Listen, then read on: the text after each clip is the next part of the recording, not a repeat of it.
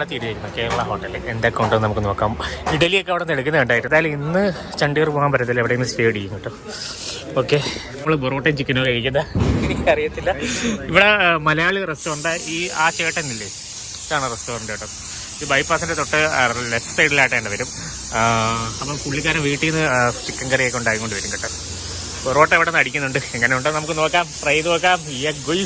പിന്നെ ചേട്ടൻ വരുമ്പോൾ കുറച്ച് കാര്യങ്ങൾ ചോദിക്കണ്ട, എങ്ങനെ പോകുന്നത് എങ്ങനെയാണെന്ന് ചോദിക്കും. ജമ്മു വഴി പോകാൻ പറ്റും. ജമ്മു വഴി പോകുമ്പോൾ കുറച്ച് ചുറ്റുണ്ട്, അതല്ലാതെ ഒരു വഴി കാണിക്കുന്നുണ്ട്. പക്ഷേ അത് പ്രശ്നമാണോ അല്ലയോ എന്ന് അറിയത്തില്ല. നമുക്ക് സ്റ്റേ അടിക്കാൻ പറ്റുമോ ഇല്ലയോ എന്ന് അറിയില്ല. അപ്പോൾ അത് കാരണം നമ്മൾ അതുവഴി പോകുന്നോ ഇല്ലയോ, പോകണോ വേണ്ട, ഏത് വഴി പോകണോ എന്ന് ചേട്ടൻ വരട്ടെ ഗൈസ്. നമ്മളിപ്പോൾ നിൽക്കുന്നത് ജമ്മു ആൻഡ് കാശ്മീരാണ് കേട്ടോ. അതാണ് ഇത്ര ആപ്പിളിൻ്റെ ബഹളം. ഇവിടെയാണ് മറിഞ്ഞു കിടക്കുന്നത്. ഇവിടെ നിന്ന് അതിലോട്ട് ലോഡ് ചെയ്യുക. നമുക്ക് പൊറോട്ട കിട്ടി. ജമ്മുവിൽ വന്ന് പൊറോട്ടയും ചിക്കൻ കറിയാണ് കിട്ടി. കറക്റ്റ് മലയാളി. ഓക്കെ.